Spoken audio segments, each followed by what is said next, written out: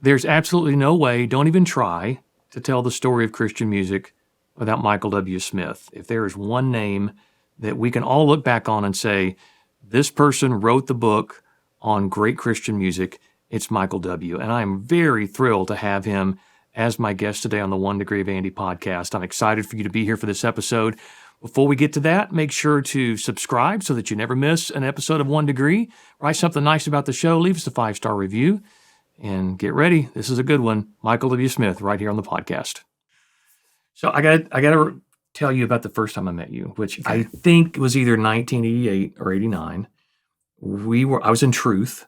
Yeah. And we were doing our Christmas show somewhere in Florida at a ballroom. And I feel like you were on tour with Amy because it was you and Gary. Probably was. And you were doing, like maybe you were doing rehearsals in the big auditorium or big arena next door. And Marty from For Him, it was back before we were For Him, we were on the Truth bus. And there was a knock on the door. And I went down to open the door and it was you and Gary. Wow. And of course, I'm like 21 years old. Wow. You guys are my heroes. I'm like, wow, I'm freaking out right now. You said, we'd love to see Roger if he's on, Roger Breland. Yeah. So you came on the bus and I said, well, I'm Andy. And you shook my hand and you said, hey, I'm Michael. Just like you did when you walked in with all the people here today. Yeah. And I just got to tell you, that has stuck with me. That's a core memory for me in my development as an artist, to not think that people know who I am, to be cordial, to be kind. And I just have to say, you helped start me out on the right foot. That I remember your kindness back in 1988. Wow. And I've never forgotten it. And I do that to this day. If someone knows me and comes up to me and says my name and shakes my hand, I will repeat, well, I'm Andy. Nice to meet you. Yeah. And I credit that to you. So it's so cool to be able to have this conversation with you. Maybe talk about your career a little bit, where you are in life now. But welcome to the One Degree of Andy podcast. Thank you. I'm Michael W. glad Smith. to be here Thank with you. Yeah. And the whole kindness thing, I learned that from my mom and dad. They were the kindest people that I ever met. They were my heroes, both in heaven now. And I find myself doing the things, my mannerisms are like my dad. Yeah. I mean, I say hi to everybody. I like, hey, old buddy, if you don't know their name, people look at me like I'm crazy, but they just exuded kindness with everyone. So I think I probably learned it from them. And I think as you get older, I mean, I'm sure I was naive and a little bit immature back then, but as you get older and you get wiser, you realize it's not about you. And we are supposed to, you're supposed to treat people well, right. And Scripture says, consider others more highly than yourselves. That's right. That's a big one, but I just always try to do that just because it's tough when we're a recording artist and everybody's sort of, not everybody, but you're kind of idolized a little bit. Right. And so you have to sort of break that down going, hey, I'm just like you. So, well, it plays against that whole fame thing, plays against everything that the scriptures teach us about, how to be godly men and women, how to follow Christ. It's a difficult road, which, from the surface you've handled really well. And I think that one of the reasons you have been able to do what you've done for so long is that people eventually figure out who you are, through the way you've treated people and those stories. We know people that aren't who they claim to be. They may be nice on the outside, but not that way one-on-one with people. Right. I think it's a testimony to your nature and those lessons you learned from your parents that you are still doing this today and still revered,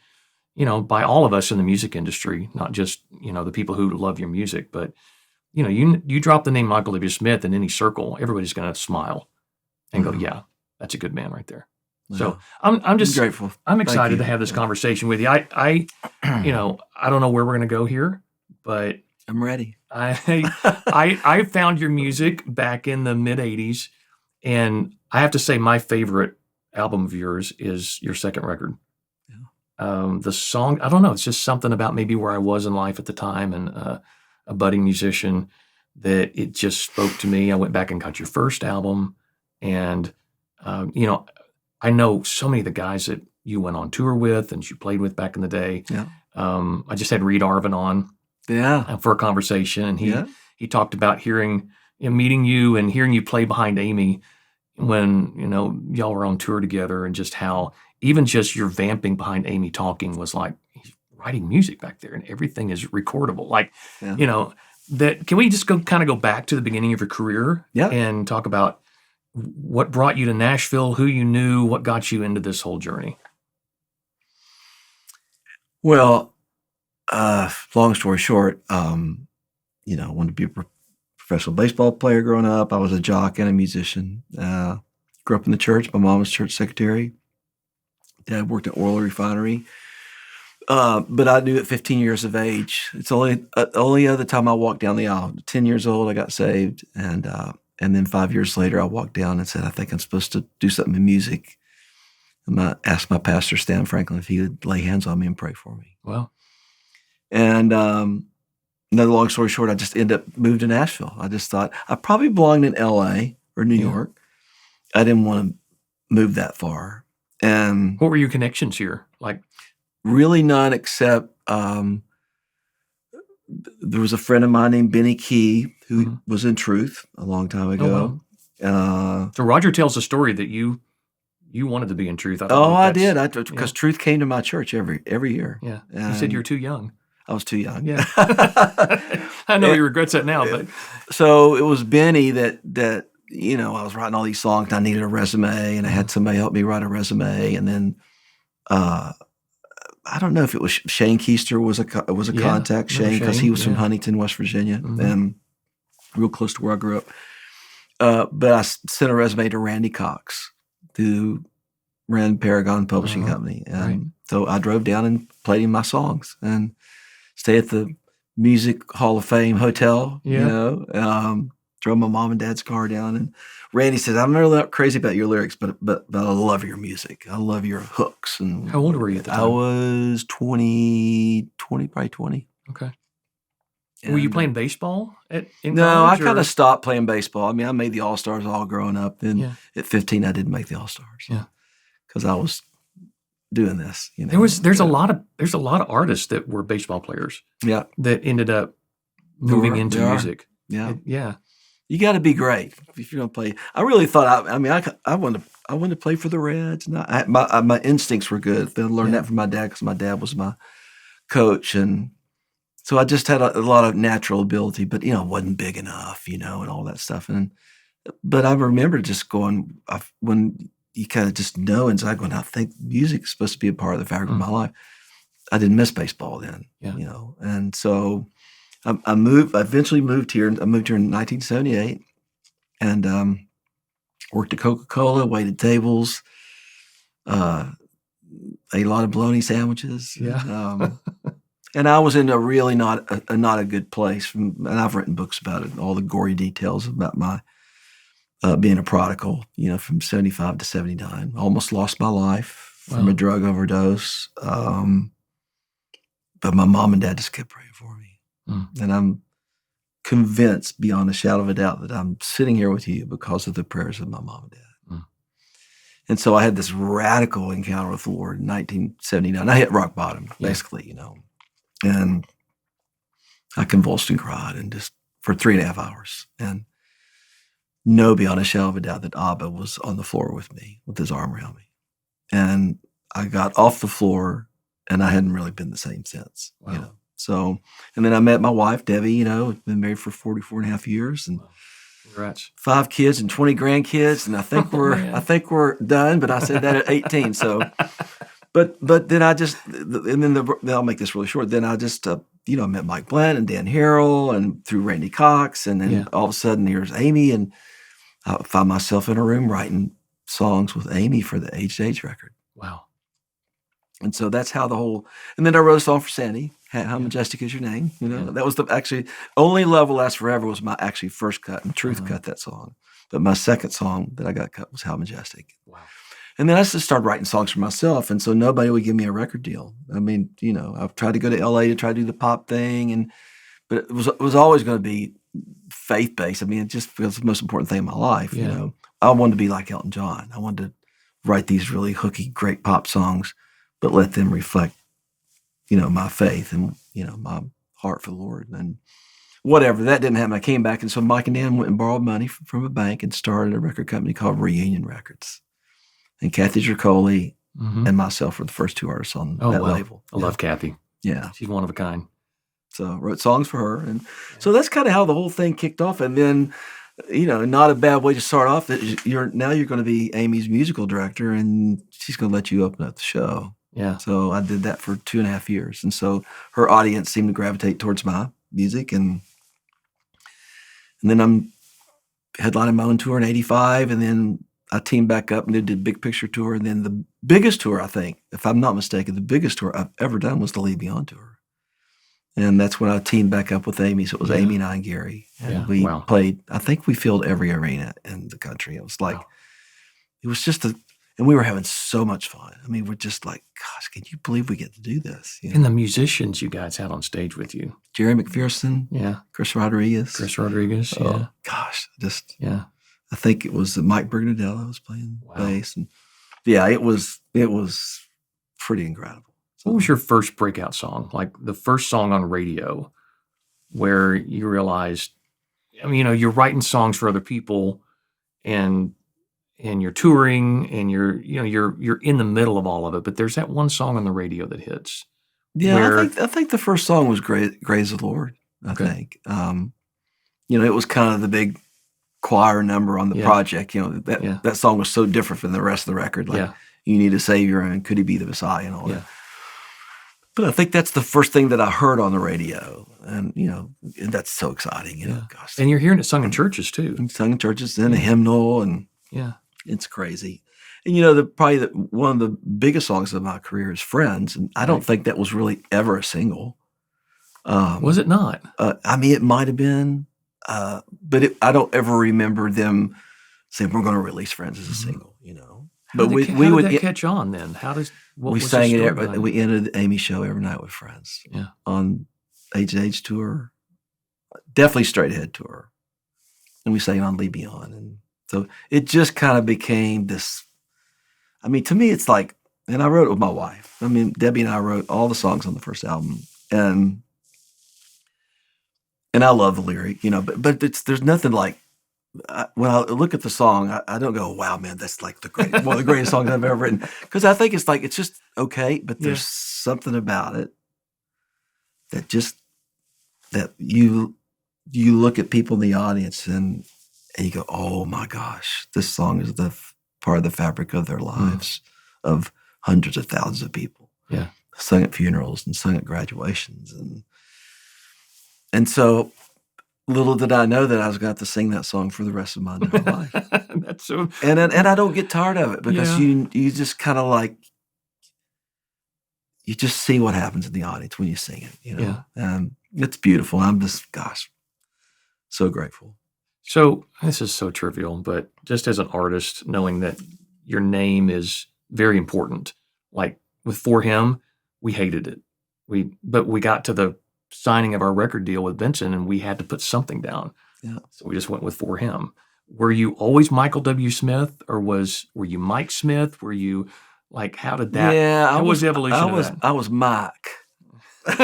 Mike from West Virginia. I was Mike. It's still my friends back in West Virginia. They call me, hey, Mike. We'd love to come and see you in concerts. But the Michael W. thing happened when I was signing with BMW. Back then it was BMI, and I was with them for just a year, and I was been with ASCAP ever since. But I went over to kind of sort of sign up, because I'm thinking, gosh, I'm confident. I think I'm going to get something on radio at some point, And there were like 33 Mike Smiths, Yeah. I'm going, well, if I do get something on radio, I sure hope they pay the right Mike Smith. So I thought, well, my real name is Michael. My middle name is Whitaker, old family name. I thought, why don't I just go Michael W. Smith? And that's how that happened. There it is, yeah. And it was all trying to sort of start my songwriting career with BMI. Yeah. And that's kind of how. Well, we all know now with streaming services that it's super important to have something that's like very unique, yeah, and that no one else has. Yeah. So, Well, I always thought it was kind of a boring name, So it didn't, it's not like Elton John, Billy Joel. yeah, no, yeah, It's like it didn't have that little ring. which is not their names. Exactly. Right. It's not, or Bono but I thought, well, gosh, it is what it is. My name is Michael and my last name is Smith. It's a pretty common name and with a W in the middle. Yeah. So it works. Yeah. It worked out well. Yeah. I want to talk about the transition from your second project to your third project because it's a pretty huge shift sonically. Big leap. Yeah. And I've had Wayne Kirkpatrick on. Yeah. And I know he told me the story of, I guess it was, I remember him saying that he was asked to play guitar too, maybe, or just rhythm guitar. And he's like, I don't even know how to do that. Yeah. And you guys invited him on tour. And he said yes anyway, which is such a common theme with all the artists that I talk to. Yeah. It's like, I don't know how to do that, but I'll say yes. Like you just always say yes. Yeah. And he told the story of you guys writing Rocket Town together. Yeah. So can we walk through that just for a minute? How that whole shift, because it was a major shift sonically from your second record to it was a big shift. Yeah, the big picture. Yeah. I wrote all the music on that record. That's my strong suit is music, and I always kind of feel like I got to find somebody to help me with the lyrics. And Mike Blanton told me about Wayne, and I think maybe I'd heard a few songs, and Mike said, I think you should take him on the road because I think he might be a good writing partner for you. And I think that's why Mike really wanted me to take him out. And so we hit it off. It's great. I think the first song we wrote was Rocket Town. It kind of reminds me like maybe it's a modern day, if Jesus was, here we are in that would have been 1985, going to his hometown or whatever, I don't know. We could chat about that a little bit, but man, he started penning those verses. It's like, gosh, that's so good. I mean, the lyric is so good. And so I remember going, bro, that's awesome. I said, I've got 8 other songs in my back pocket. And it was Wired for Sound and Lamu and Pursuit of the Dream. Yeah, I love that. Is that Chris Harris? That's Chris, doing the baseball call? Yeah, that's Chris. And then, which he did later on with Jeff Moore. Yes. On that one, I believe, Yeah. So we ended up writing all the songs. Wow. I think almost every song on the big picture we did. And then we just kept writing. Did a ton of stuff on Change the World. Mm-hmm. Go West I'm In. Yeah. Place in This World. Yeah. It was Wayne and Amy writing the lyric. So yeah, he's I miss writing with him because I there's just not a lot of poets. Just my opinion. I'm sure they're out there. Maybe I just need to find out who they are so I can give them a call. Does it feel like it's there hasn't been a need for them lately because of the type of music that's been so prevalent lately? Maybe I'm misspeaking, but we were talking before we got rolling that I got to do a little work with Wes King this week, and he's working on a new project and invited me in to do some things. And just listening to his lyrics, I'm like, I've missed this. Like he's in there with Mark Hill producing, and I'm sitting in the studio listening to what they're doing, going, oh, it's like as this warmth comes over me, like, oh, I've missed this type of creativity and writing and depth of lyric, and you're not sure where the song's going to go, and then you're like, but it had to go there. Yeah.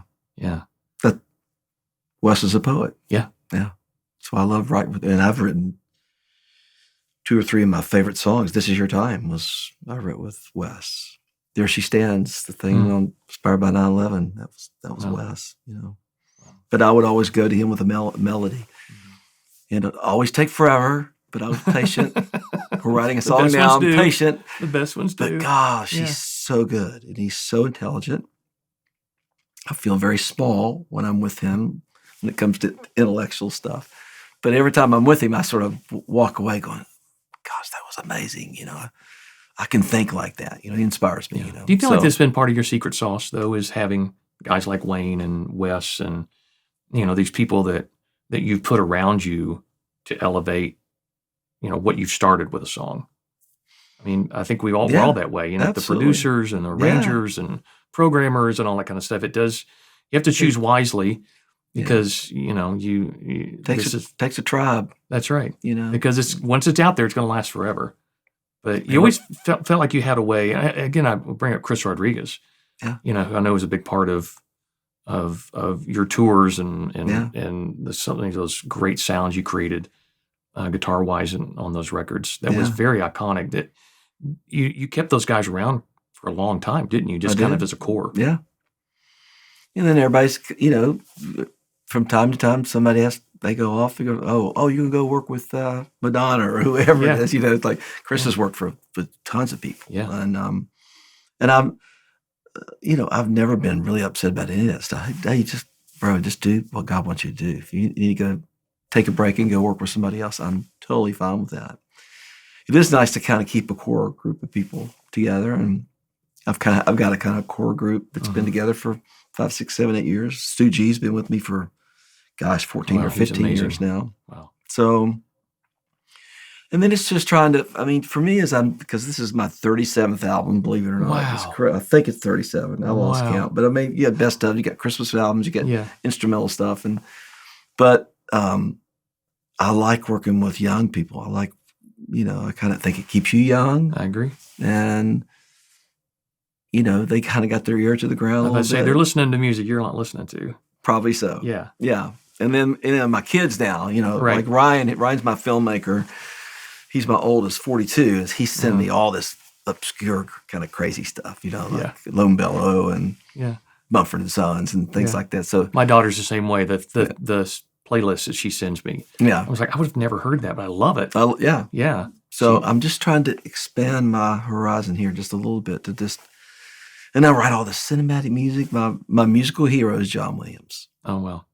Of anybody. Yeah. And I'm a Beatles fan, and I'm Andre Crouch, and I cut my teeth on the Jesus movement in the 70s. I was going to ask you, who are the artists you were really leaning into and taking inspiration from back in the day? Well, in Christian music, it was Andre. Live at Carnegie Hall. Randy Stonehill.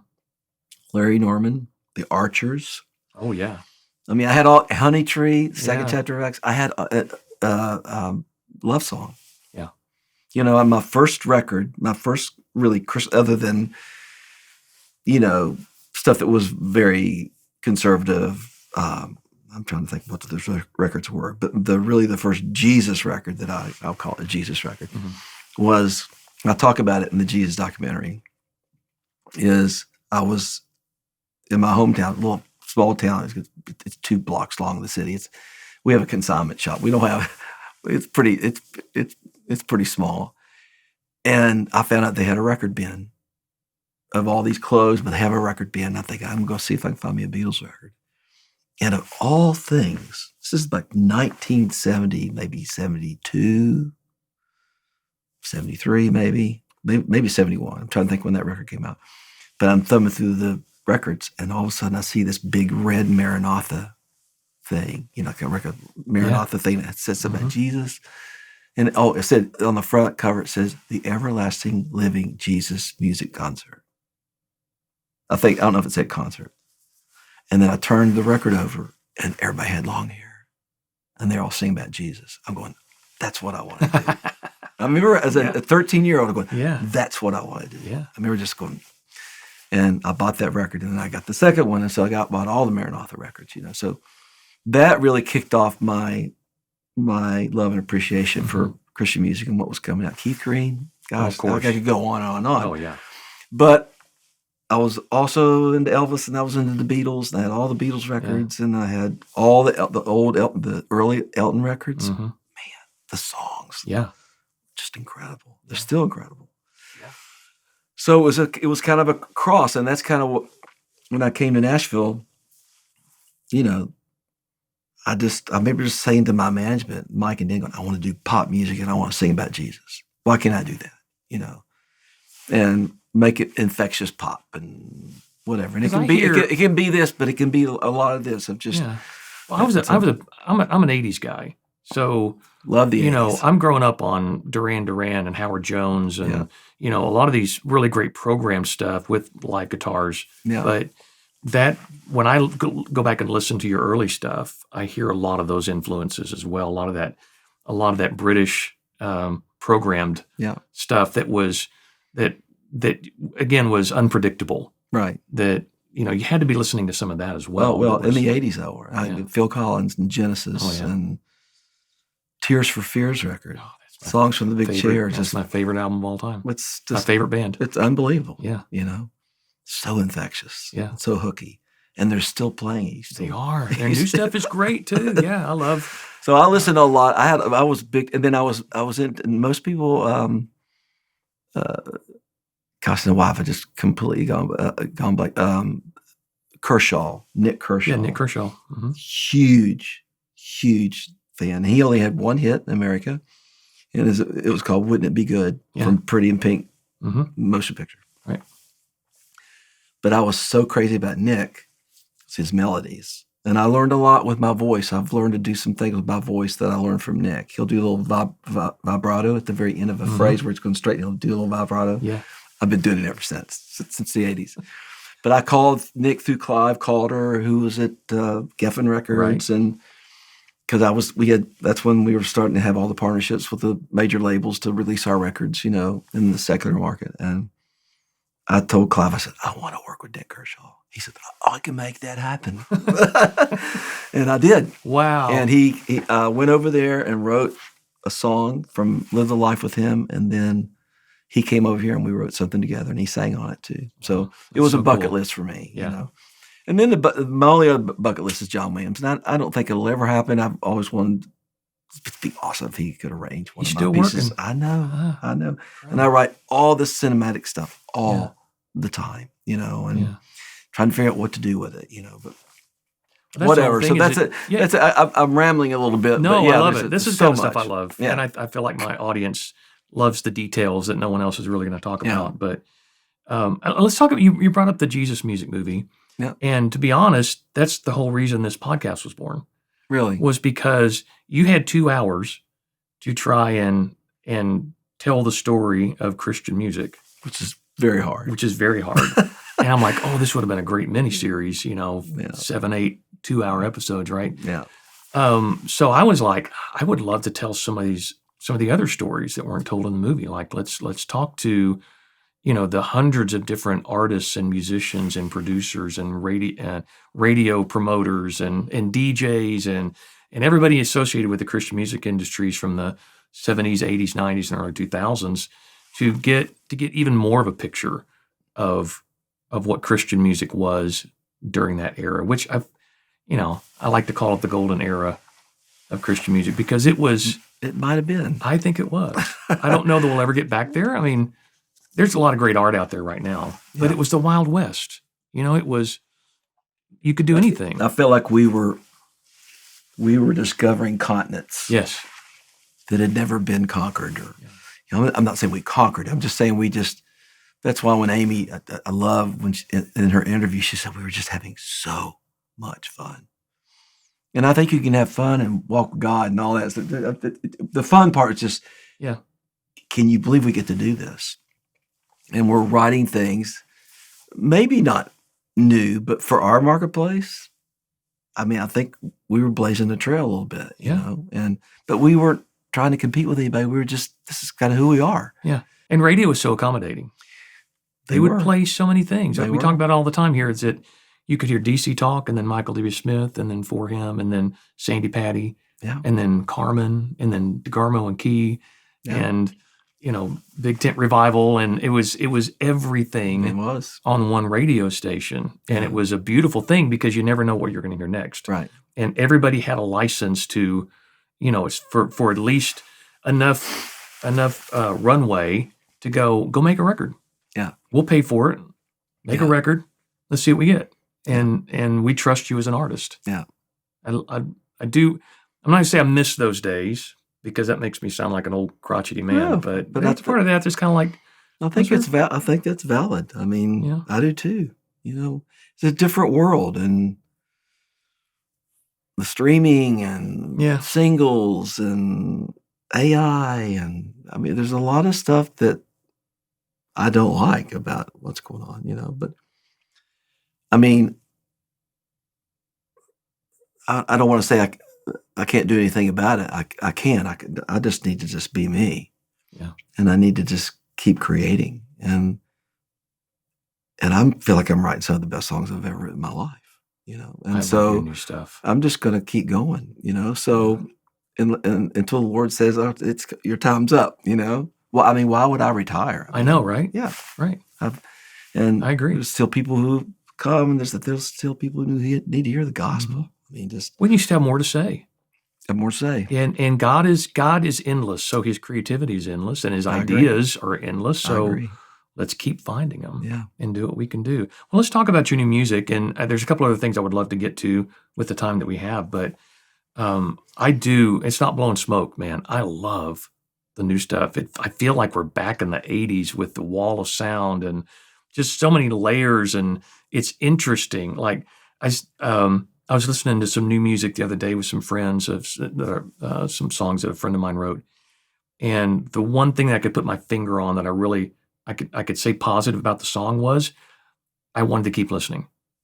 Like I didn't feel like I had heard the whole song in the first 2 minutes. Right. And I was like, I want to know where this goes. Like I'm in. Right. I'm leaning in. Right. That's the way I feel about your new music is that I'm starting to lean in going, where's he taking me? And I like it.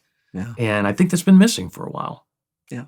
So why go back there? Like because it's different. Because I do want to talk about worship here in just a minute. Yeah. Because that's a huge part of your story. But why now? What spurred you on to make the record you're making now?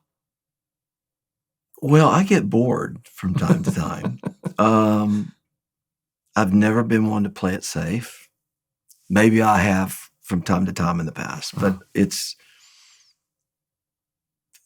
I remember Kyle and I worked on a couple of things together. And I remember we were talking about, had this big, like, kind of like this conversation we're having, He said, bro, you need to make a record for you. And I think he said that in the purest terms of, if it moves you and you can get excited and maybe do the 2-step and jump around the room a little bit, then you probably need to record it, So I've been pitched so many things that are, everyone's going to get pitched songs and they're just okay. They're just very safe and very predictable. And we've been there. And I don't think we need a whole other batch of those kind of songs. I'm not being critical, believe me. I've written my share of not so good songs I hope I'll never have to sing for the rest of my life. And I say that from stage and going, I'm not going to tell you what those songs are because they might be your favorite. Yeah. So, but I'm just trying to in my management, they hate when I say it, but I think there's something healthy about just reinventing yourself. Yeah. But how do you reinvent and stay true to who you are? That's the trick, I'm a right? musical guy, I'm like, I was like 2 weeks ago, I was listening to Thriller by Michael Jackson. I had an old Genesis record on the other day, just stuff that's infectious and it inspires you. Right. And so, these things just started falling out of the sky. And when I wrote Arms Around the Sun, I mean, that was just it was a little throwback, a little 80s throwback, especially with the synths. My head right now. Yeah. And then the whole flood thing was just insane. The bridge to Flood was a little bit of my classical, I would not call it true classical, but I love Bach and I love Handel's Messiah and I love Mozart, but there's a little bit of some of those changes with a synth that has a little classical. And it's kind of like Kansas, because I was a big Kansas fan. Okay. Leftoverture and Mask. Yeah. I'm a big Muse fan. Oh, I love Muse. So there's a little bit of that too that I'm like, come on, give me a little more of that. Yeah. Yeah. So, and you know what? Those songs probably won't find themselves on radio, and that's okay. I hope they do. Something's gotta break the dam just a little bit, I think. And there's a lot of really great stuff out there right now. Yeah. That's just bubbling under the surface. And I think hopefully, like I said, there's nothing wrong with where we are right now with music, but where you and I come from, there's just a different level of intrigue. Right. Like, again, I didn't know like how different your second and third records are going to be. That's the kind of stuff that I long for. just Yeah. to go. You want to be surprised. I want to be surprised. Yeah. Yeah. Let's talk worship for a second. Okay. Because let me say one thing real quick. Sure. Yeah. Absolutely. I still like albums.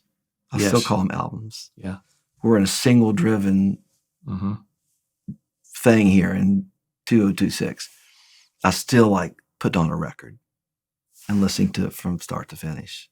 And I don't know if I'll ever shake that, but I just need to say that because it's a thought. It's a thought. Somebody had a thought from beginning to end and said these songs go this direction, and the record holds together. That's right. Yeah. Okay. Worship. Yeah. So you mentioned something earlier about streaming and how everything, streaming changed everything. The iPod changed everything. Napster, all that stuff. And that all started to hit around 98, 99, 2000. It's no secret the Christian labels really weren't prepared for what that was going to do to them. Yeah. They were a little slow getting into that world.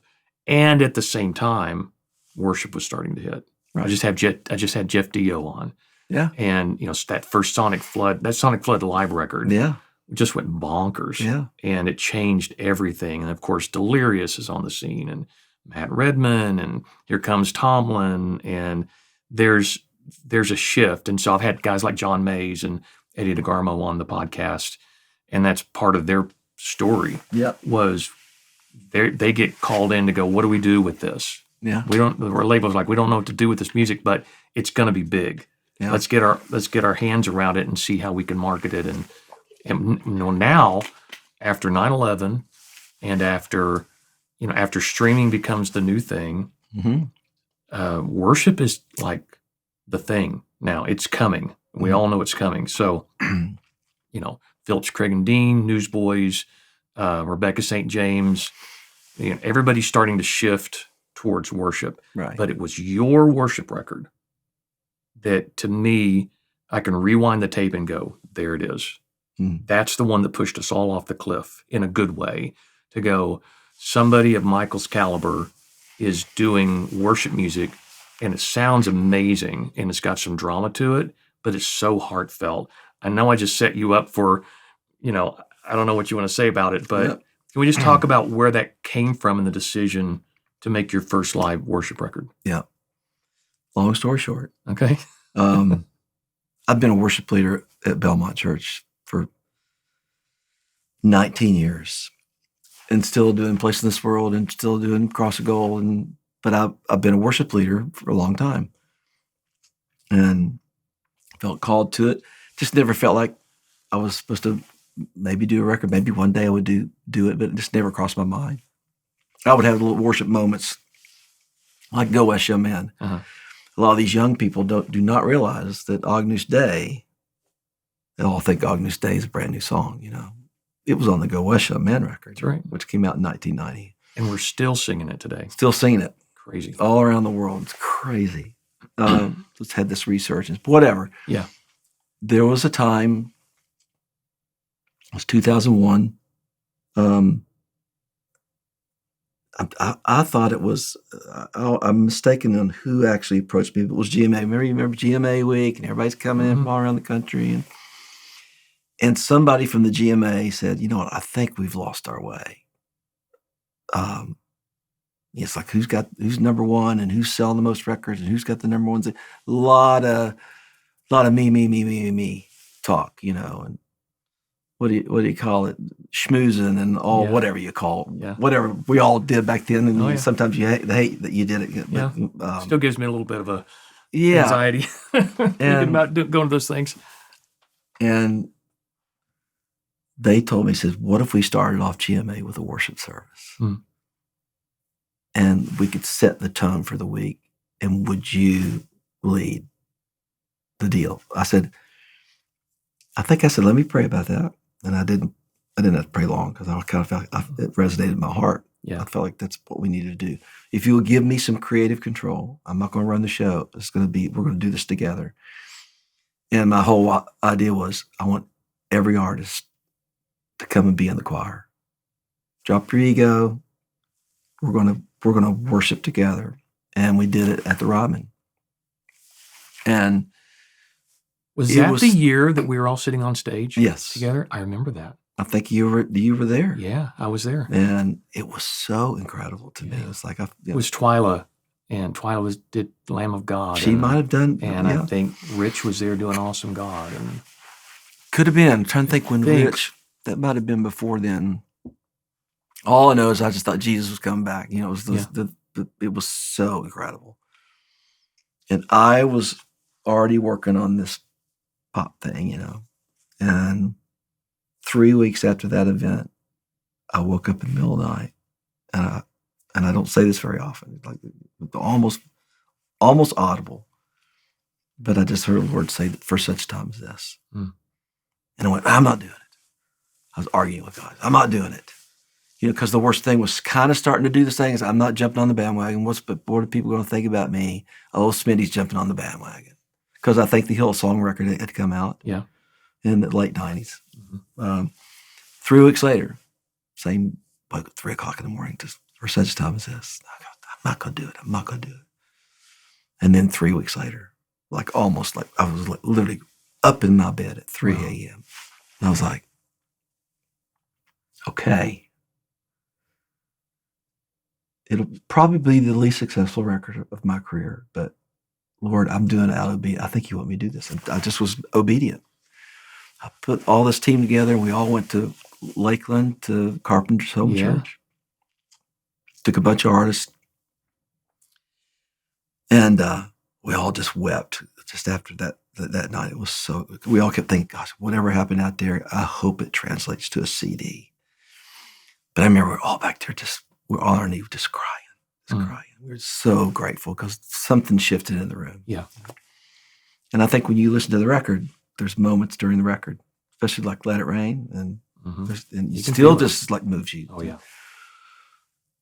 And that record came out on 9/11. That's right. That's right. I do remember that. Yeah. And it's the biggest record of my career. Incredible. And literally everywhere I go, all around the world, everybody knows every song from that record. I only wrote one song. That's what I was going to say. You took songs that already existed. Because I didn't think I had I just thought, I don't think I can write a bunch of songs. And it really wasn't all about me writing the songs. Mm-hmm. What are the songs in 2001, this year, what are the songs that are really special? Open the Eyes of My Heart. Above All. Breathe. Just love Breathe.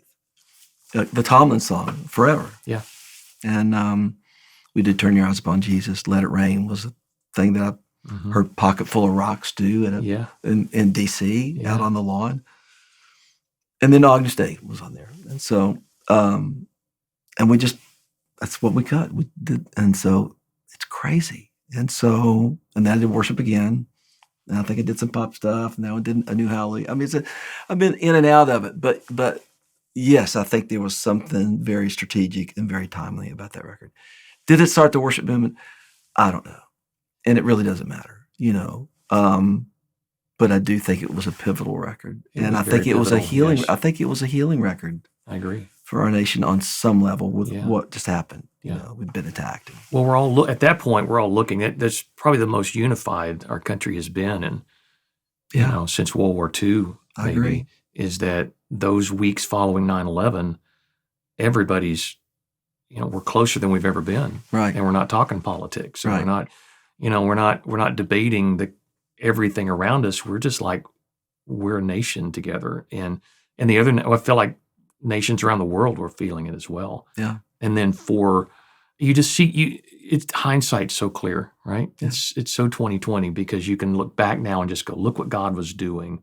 Yeah. And his timing was so perfect. He knew what was going to happen. Yeah. And he started stirring the waters of worship and stirring the waters of the music industry. And thank God you woke up and I finally said yes. Yeah, you said yes. I after know. three times. Well, again, I think the modern worship movement is built on a handful of records, and that's one of them. Like you say, you didn't start it, but you understood, your heart and your spirit understood what was happening and where it was going.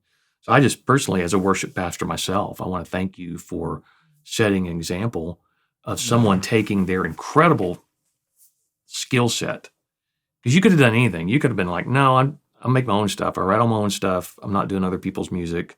I'm not going to go that direction.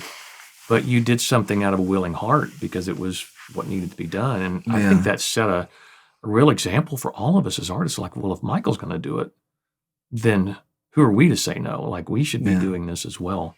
I loved it. I remember everything about that night. Who were the other artists that were there? Cindy Morgan was there. I think Phillips, Craig and Dean, Amy, Chris Rice. I know I'm missing a bunch of people. I just remember at the end, after we kind of just woke up from weeping on the floor, I just remember going, I'm made to do this. It's like, it wasn't hard. It was just like, gosh, this is who I am. Kind of like doing at Belmont. So I almost did exactly what I did at my home church, except there were, 10,000 people there, or however many. And everybody jumped in and became a part of it. So, yeah, it's a great memory. That's for sure. Yeah. And then you started a church at some point. A long time ago, right? These things are just kind of ping-ponging all. What are we doing? Like we don't have anything else going on in our lives. And, I could write a book about that. Yeah, we started a church called New River, and I pastored it for 2 years, from summer of 2006, I think, till 2008. It was one of the hardest things I've ever done. But I really I realized how much I love the church. And even with all this stuff, I'm from the mindset of going, guys, let's love God and love each other. It's really that simple. Yeah. And we got to get along, And then you know this as well as I do. You got people who have their opinion, and well, you can just say, then there's people. That's all you got to say. Yeah. Yeah. And it just would just drive me crazy.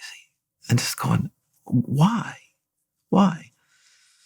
This life's so short, and then you become empathetic. You have empathy for, well, he was abused by his uncle. And you have all the past and all the stuff that people deal with, and they have to deal with it. And so a lot of that stuff comes out, and trying to shift the church from its original mission. Oh, I could go on. Yeah. But whatever. I'm glad I did it, and that church is still flourishing. Really great. A guy named Keith Robertson is pastoring. I just passed it, actually, on Lewisburg Pike coming out here. And so I think it was, to me, it's like, that church would never be there if we didn't, if we weren't, Debbie and I, obedient with 2 other couples who started the church. That's what I was going to ask. Who'd you start the church with? Yeah, it was 6 couples. And the crazy thing was, we had one, I won't get into all the details, but basically, less than a year later, 6 months later, the other 2 couples are out.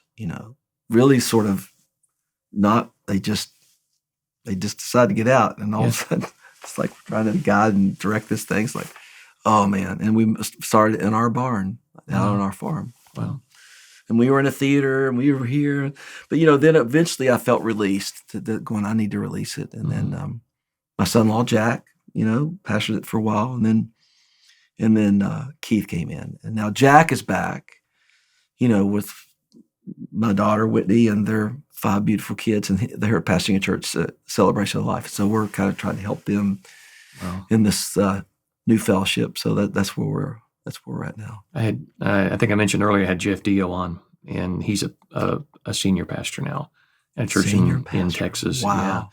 Yeah. And, he said, we both kind of agreed that we believe that being a senior pastor at a church is maybe the hardest job you can take on. I agree. I do not envy the role of a pastor. I'm fine right where I am in my seat, leading worship for 20 minutes, and then not having to do all the stuff and keep the lights on and keep everybody where they're supposed to be. That's got to be one of the toughest jobs. I think it's the hardest job. Yeah.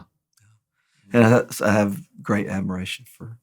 When I say that, I have great admiration for everybody out there listening to this podcast who's pastoring. I am for you, and I know you're for them as well. So you mentioned earlier one of the things left on your bucket list is to work with John Williams. Yeah. Is there anything else you haven't done? Because what a life, and you've had so many great opportunities Is there anything left on that bucket list? You're kind of like, if I ever get the chance, I'm going to do that. Yeah. I mean, as a kid, after seeing Funny Girl and Funny Lady, I always wanted to do a duet with Barbara Streisand. Yeah. That probably won't happen. The John Williams thing, I have actually great connections. I know a lot of people who know John. Mm-hmm. I mean, if I push for it, I could maybe make it happen. Sometimes all you got to do is ask. All you got to do is ask. You say no. That's right. The acting thing is something, You did that a little bit. I did that, and I like really enjoyed that, but I'm not going to move to Hollywood, and I'm not called to be a full-time actor, but I think maybe there's another script, maybe to do something.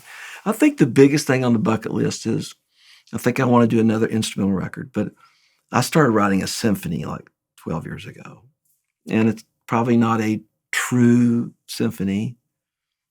David Hamilton has tried to help me with some of the terminology and what that would look and feel like, but I write a lot of really passionate music that don't have any words, and maybe I'm just supposed to do that, And I've written a lot of those lately too, and like Schindler's List is probably, I know that was Ennio Morricone. It's probably one of my favorite soundtracks of all time. And that's not right. I'm sorry. Schindler's List, John Williams, with that piece of music is unbelievable. But it's Ennio Morricone is the Gabriel's Oboe with Robert De Niro. Yeah. Why have I gone blank on the movie? It's one of my favorite movies of all time. Oh, you're talking about The Missionary, and he's doing penance. Silence.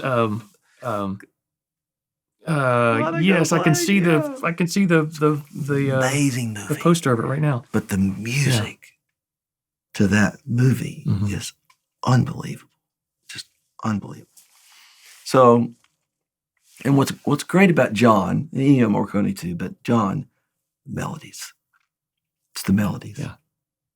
And you can't get those melodies. We just watched the newest Jurassic Park movie the other night. And they use John's and they theme? use the original themes, and you're just like, I just feel so warm inside right now. I can play them all. I can play them almost every theme song. I can play them all. So, and it's so crazy that I've had people. I've not just a few. I've had a lot of people, and who knows if it's true. I think it probably is true. That a lot of people have claimed that they have been healed by some of my music, and it wasn't the ones with words. It was the Freedom record. Wow. And then Bill Gaither. Oh my gosh, he's hilarious. He loves my Gloria record. That's the second instrumental record that I did. He loves it. He just talks about every time I see him. Oh my, goes on and on. Oh, Bill. And so they're doing this hymn. They're doing this hymn, this kind of modern hymns record. Yeah. And he really, really wanted to know if he could take one of my songs from the Gloria record and put a lyric to it. I said, yeah, let's do it. It's called The Patriot. It's the second song on the Gloria record. So Gloria wrote this lyric. It's really quite good. And talk about a bucket list. That you can check that one off. Go. And I love writing songs for her, but I think this is going to be a pretty special number. So so that's probably my bucket list. Yeah, and then selfishly, I don't know if it's a bucket list. I want to live a long life, and mainly not for me and success. I just want to watch my grandkids have kids and be a mentor and help them guide through this crazy world that we're living in, and that's really what I want to just be 98 years old or whatever. And like Don Finto, my mentor, Don, he's mentored me for 44 years. He's 95. Wow. He's just sharp as a tack.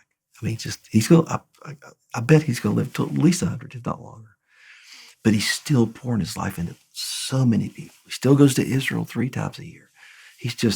I just want to be that guy, I want to write music when I'm 95, but I want to be there for my family. That's probably my selfish prayer. And obviously God, I'll go whenever you want to call me home, but I'd love to live a long life. Well, I can't wait for the rest of your new record. It's Are you going to tour it? Are you going to take it on a tour? Or are you going to do any? Yeah, the tour starts April. It's probably, the record's not going to come out till September. New single is called "Hymn for Communion," which I've always wanted to write a song about communion. I'm really excited about that piece of music. And then it's just trying to finish the record and I keep writing songs, and that's what happens with every project. Yeah. And the crazy thing, every January, there's no creativity. And every year I say, well, I guess I got to find another job, And my wife goes, you say that every year. And then all of a sudden, February, it's like you turn the faucet on and you can't hit record fast enough. So that's where I'm at right now. So it's exciting. I mean, gosh, it could be the opposite. It could be like you're dried up and there's nothing there. The fact that there's songs still coming out it's all a gift, Andy. It's all a gift. And I'm very, very grateful, and I'm grateful to be having this conversation with you. Wow, how good was that? Michael W. Smith, there is literally nobody like him. One of the nicest guys you're ever going to meet. And his new music, please check it out. It's really good. I'm not lying. It's some of my favorite stuff out there right now. So thanks so much for joining me today for another great episode of 1 Degree of Andy. I'll be back next week with another fantastic guest. Until then, make sure to subscribe, write something nice about the show, leave us a 5-star review. I'll see you next week right here on the 1 Degree of Andy podcast.